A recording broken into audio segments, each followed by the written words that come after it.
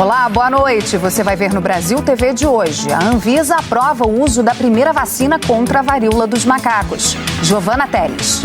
Oi, Lilian. A Anvisa atendeu a um pedido do Ministério da Saúde. Com essa autorização, mesmo sem registro, o Ministério pode importar a vacina que imuniza contra a varíola e também contra a varíola dos macacos. Lilian. Campo Grande desobriga o uso de máscaras no transporte público e em hospitais. José Pereira. Lilian, o decreto deve tornar facultativo o uso de máscara em ônibus do transporte coletivo e em ambientes de saúde. Daqui a pouco eu volto com mais detalhes aqui no Brasil TV. A polícia de Minas investiga o caso de uma criança de 10 anos encontrada morta. Flávia Cristine. Olá, Lilian. O corpo da criança não tinha sinais de violência e é suspeita que ela tenha se escondido no guarda-roupas e inalado um desodorante aerosol. Daqui a pouco eu volto aqui no Brasil TV com mais detalhes deste caso. Trabalhadores rurais flagram um redemoinho gigante em Goiás. Giovana Dourado. Lilian, o fenômeno assustou moradores da zona rural de Santa Bárbara de Goiás. Daqui a pouco eu volto aqui no Brasil TV para mostrar como foi. E ainda a hora do sim para dezenas de casais em Pernambuco. Juliana Nascimento. Lilian, hoje teve casamento coletivo aqui em Paulista, promovido pelo Tribunal de Justiça de Pernambuco. Daqui a pouco eu conto tudo no Brasil TV. O vocalista da banda Iron Maiden surpreende com um passeio em Curitiba. Caio Budel. Lilian, o Bruce Dickinson veio a Curitiba porque amanhã a banda Iron Maiden se apresenta aqui na capital. Em setembro, eles também se apresentam no Rock in Rio. Daqui a pouco eu volto no Brasil TV com mais detalhes. Hoje é sexta-feira, 26 de agosto, e o Brasil TV já está no ar.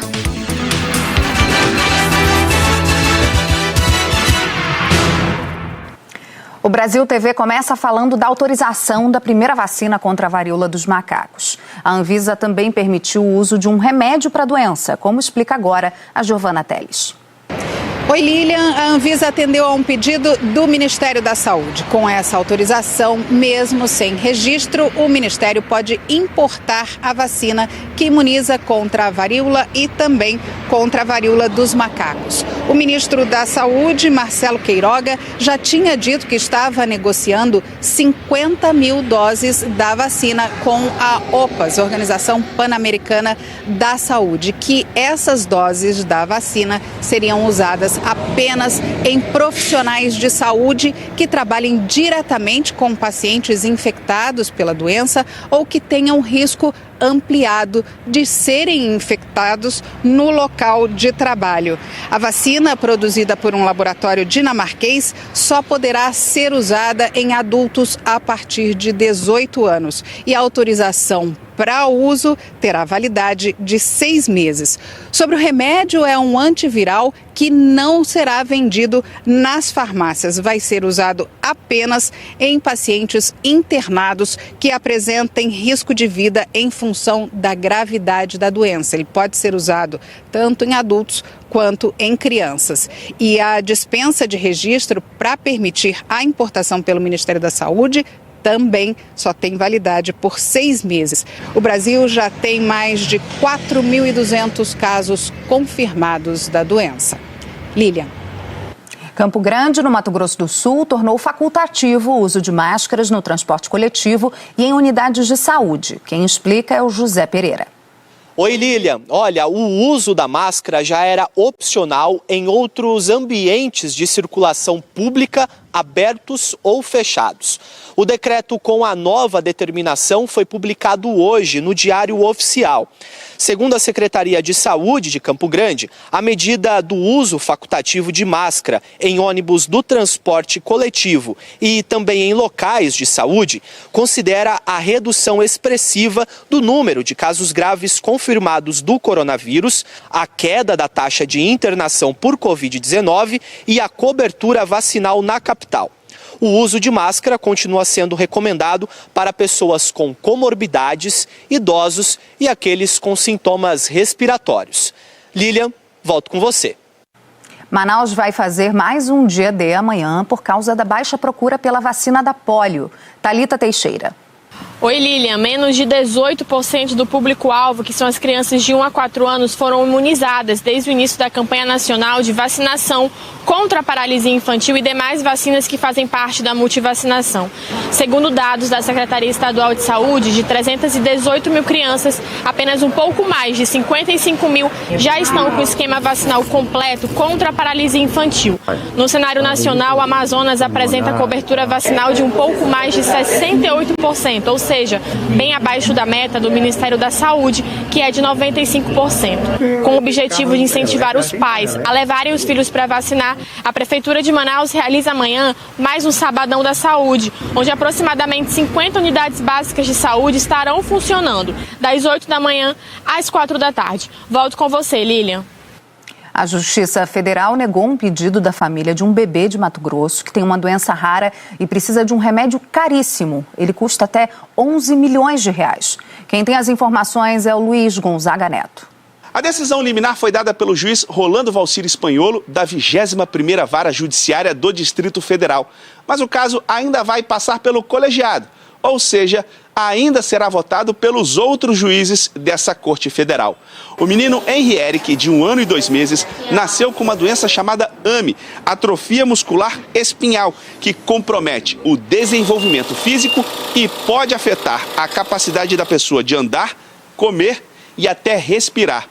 Mas um medicamento produzido nos Estados Unidos, chamado Zolgensma, aprovado pela agência norte-americana e também pela Anvisa, pode reverter o avanço da doença ao promover uma alteração no DNA do paciente. Mas esse medicamento só é eficaz se usado antes dos 2 anos de idade e o paciente também não pode pesar mais do que 13,5 kg. Só tem um problema: a dose única desse remédio pode custar até 11 milhões de reais e não é oferecido de graça pelo SUS. Por isso, a família entrou na justiça. A esperança agora é que o colegiado tenha um entendimento diferente do juiz que negou o fornecimento de graça desse medicamento. A polícia de Minas investiga o caso de uma criança encontrada morta em Belo Horizonte. A Flávia Cristine conta que a suspeita é que o menino tenha inalado um desodorante aerosol. João Victor Santos, mapa de 10 anos, foi encontrado inconsciente dentro do guarda-roupas na casa da família, na região nordeste de Belo Horizonte. A suspeita é que ele tenha se escondido e inalado um desodorante aerosol. De acordo com o boletim de ocorrência, a mãe disse que o filho brincava com os irmãos e, de repente, ela percebeu a ausência. Foi quando foi procurá-lo e encontrou a criança desacordada dentro do guarda-roupas. E o João inalou aquele produto dentro do guarda-roupa. Na demora, quando o irmão abriu a porta do guarda-roupa, né, porque sabia que ele estava fazendo alguma coisa, às vezes achou que ele estava escondido, né? Quando já abriu a porta, ele já caiu. A polícia não descarta nenhuma linha de investigação e disse que as causas e as circunstâncias da morte estão sendo apuradas. Lilian. A polícia capixaba prendeu um homem que furtou uma ambulância e acabou causando um acidente em Cachoeiro de Itapemirim. Tomás Albano. Olá, Lilian. Então, tudo foi registrado por câmeras de segurança do comércio aqui de Cachoeiro, no sul do estado. Um dos vídeos mostra o momento em que o homem entra no posto de combustíveis descontrolado. Em seguida, ele derruba várias motos que estavam estacionadas em uma das principais avenidas da cidade. De acordo com a Polícia Militar, o homem anunciou o assalto em frente à unidade de saúde, onde a ambulância estava estacionada. Era a única ambulância disponível para atender a comunidade. A PM também afirma que o suspeito já havia roubado outro carro antes da ambulância. A imagem mostra quando ele sai com o veículo e 2 pessoas caem no chão. O suspeito, de 39 anos, foi levado para um presídio aqui de Cachoeiro. Lilian, de volta com você. E a seguir, o vocalista da banda Iron Maiden surpreende com um passeio em Curitiba. Caio Budel. Lilian, o Bruce Dickinson veio a Curitiba porque amanhã a banda Iron Maiden se apresenta aqui na capital. Em setembro, eles também se apresentam no Rock in Rio. Daqui a pouco eu volto no Brasil TV com mais detalhes.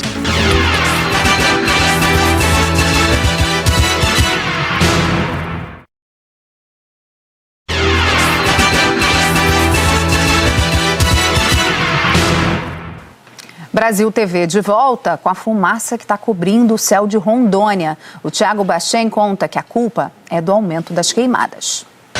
Oi, Lilian. O nível de poluição aqui em Porto Velho e também na região sul do Amazonas atingiu níveis históricos nesta sexta-feira. São 212 micropartículas de poluição por metro cúbico do ar.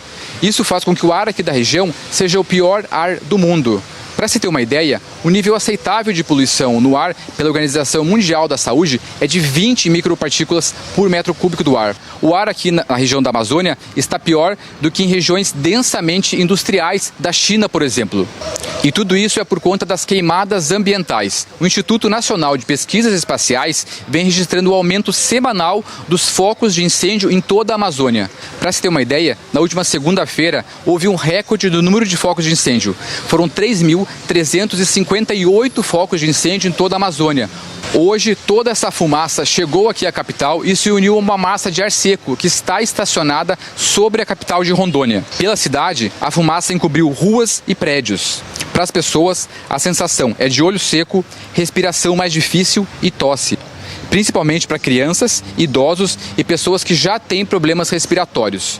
E esse índice, infelizmente, deve piorar nas próximas semanas. Voltamos com você, Lilian. O Acre registrou ontem o pior dia do ano em número de focos de calor. Quem tem os detalhes é o Andrew Amaral.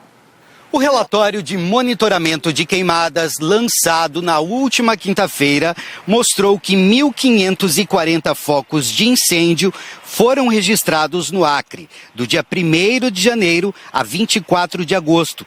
A situação preocupa órgãos de fiscalização, pois ainda de acordo com o relatório da Sala de Situação de Monitoramento Hidrometeorológico do Acre, Feijó, Tarauacá, Manoel Urbano, Rio Branco e Cruzeiro do Sul ocupam as 5 primeiras posições como cidades que mais queimam. Os dados do Instituto Nacional de Pesquisas Espaciais preocupam mais ainda. Somente ontem, 526 focos de calor foram detectados no estado, o que representa o pior dia do ano em registro de queimadas. E as notificações não param de crescer. Na noite desta quinta, um incêndio de grandes proporções foi registrado na capital. Situações como esta estão fazendo com que a cidade fique com muita fumaça na atmosfera, prejudicando a respiração, diminuindo a umidade do ar e até dificultando a visão do trânsito. Um redemoinho gigante assustou moradores de Santa Bárbara de Goiás. A Giovana Dourado mostra pra gente.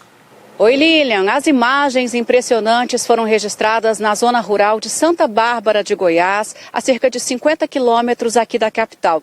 Quem gravou as imagens foi o seu Rosimário de Jesus, que é fazendeiro, estava com alguns colegas fazendo o preparo do solo para o plantio da soja, quando o redemoinho gigante se aproximou. Ele contou pra gente que esse redemoinho durou cerca de 10 minutos e chegou a mais ou menos 40 metros de altura. Apesar do susto, ninguém ficou ferido. Ele contou também que redemoinhos como esse são mais comuns a partir de agora. O estado de Goiás e o centro-oeste do país estão enfrentando uma temporada de seca, temperaturas elevadas e isso aquece muito o solo. Por isso, a gente costuma dizer por aqui que está aberta a temporada de redemoinhos na região central do país, onde não chove já desde maio. Lilian. Pesquisadores do Instituto Natureza do Tocantins estão preocupados com o sumiço das ariranhas no Parque Estadual do Cantão. Quem explica é a Ana Paula Reban. Oi, Lilian. Os pesquisadores organizaram essas novas expedições no Parque Estadual do Cantão, que fica numa região que divide o Tocantins com o Pará, para tentar entender um pouco mais sobre o sumiço das ariranhas nessa unidade de conservação. Esses animais, eles são muito importantes porque eles são indicadores ambientais. Eles só ficam onde a água e os peixes são de boa qualidade. Monitoramentos realizados em anos anteriores apontaram apontaram que nessa região existiam cerca de 30 grupos de ariranhas, mas agora elas estão cada vez mais raras. Uma das teorias apontadas pelos biólogos é que isso pode ter relação com uma grande enchente que atingiu a região no mês de janeiro. É que as ariranhas, elas fazem tocas nos barrancos dos rios e dos lagos. E com o volume de água no período das enchentes, esses barrancos, essas tocas foram todos derrubados. Agora os biólogos estão trabalhando uma média de 12 horas por dia para tentar fazer esse mapeamento minucioso dos locais onde ainda tem tocas e também atualizar a quantidade de animais que ainda existe na região.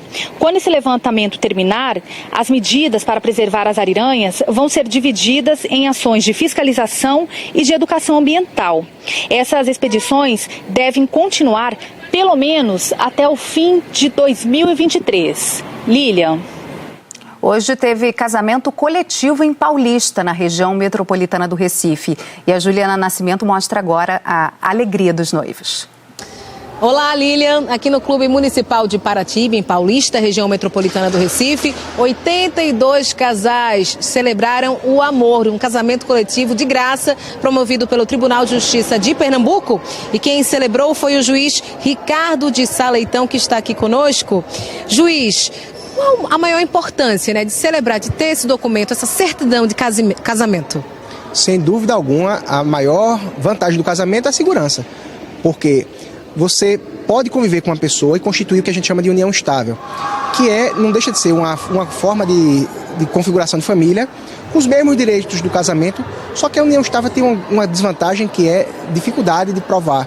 Então, se, por exemplo, um companheiro falece, você vai ter uma dor de cabeça tremenda para comprovar que convivia, que teve filhos, que vivia sob o mesmo teto. Então, o casamento dirime toda essa dúvida e dá essa segurança de você ter um documento que atesta que o casamento foi celebrado por uma autoridade, né? É a intenção do Tribunal de Justiça fazer mais ações, mais casamentos coletivos? Não só isso. O Tribunal de Justiça tem uma das suas metas estratégicas, é a responsabilidade social. Então, ações sociais são muito frequentes, principalmente levadas adiante pelos SEJUSCs, que são órgãos que praticam a chamada cultura de paz, promovem conciliação, promovem mediação. E o importante, não há paz sem pão. Nós também realizamos várias ações sociais, casamentos coletivos, mutirões de coleta de DNA, de reconhecimento de paternidade, negociação com os grandes devedores.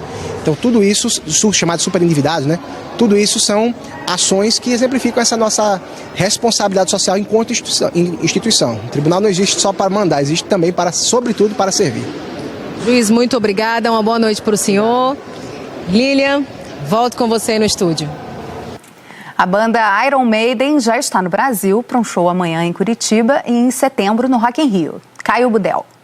Oi, Lilian. O vocalista da banda do Iron Maiden, Bruce Dickinson, visitou uma fábrica em Curitiba para conhecer uma nova cerveja que será lançada em parceria com a banda. Esta vai ser a segunda cerveja com a marca do Iron Maiden que será lançada pela fábrica, mas é a primeira vez que Bruce visita a fábrica em Curitiba.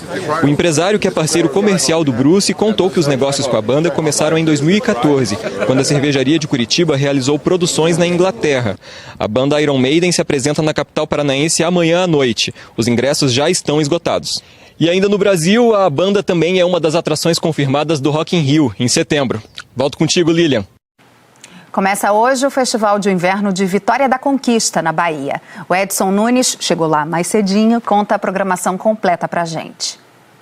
Oi, Lilian, falta pouco para começar o Festival de Inverno Bahia aqui em Vitória da Conquista, sudoeste do estado. O festival está voltando depois de 2 anos, que ficou parado por conta da pandemia.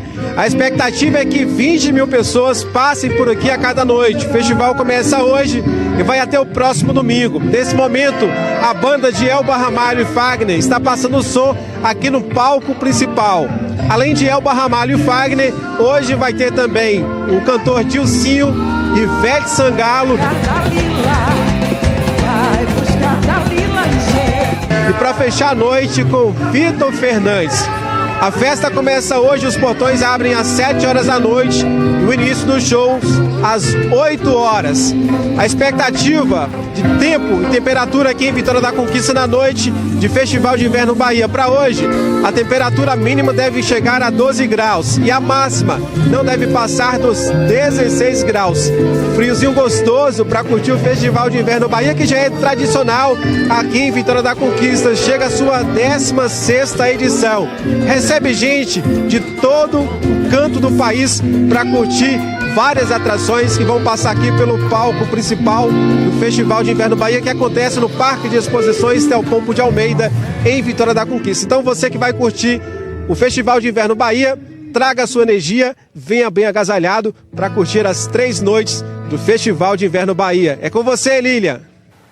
E o Brasil TV fica por aqui. Daqui a pouco, no Jornal Nacional, tem a última entrevista com os principais candidatos à presidência da República, mais bem colocados na pesquisa Datafolha de intenção de votos. Hoje será a vez de Simone Tebet, do MDB. O JN começa às 8h55. Uma ótima noite para você, excelente fim de semana.